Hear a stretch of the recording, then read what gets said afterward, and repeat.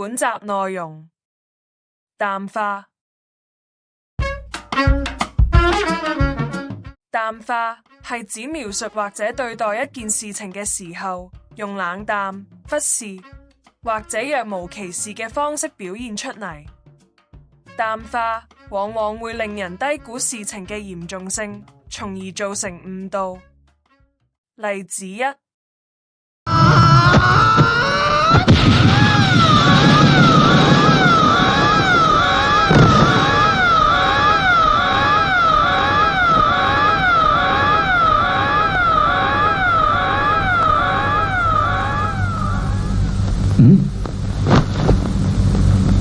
咩嚟？係啊，你冇嘢啊？冇嘢啊？有咩啊？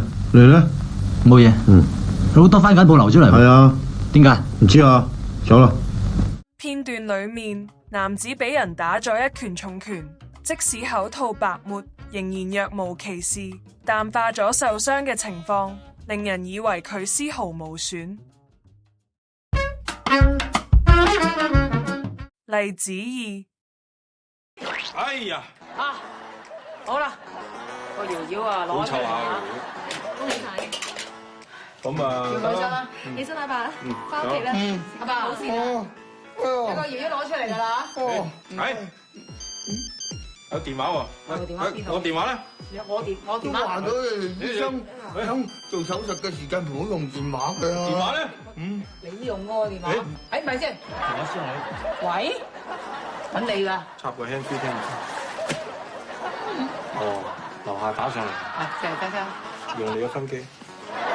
喂，佢哋燒好咯，質成熟喎。講食嘢啦。燒好。好啦，食嘢。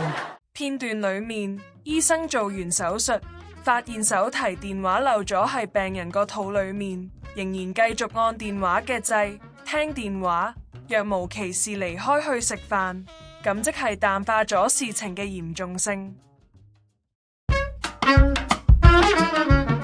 最後總結，淡化往往係忽視事情嘅嚴重性，而造成誤導，甚至係視若無睹，不負責任。相關嘅議題，我哋會喺將來嘅集數再加以討論。拜拜。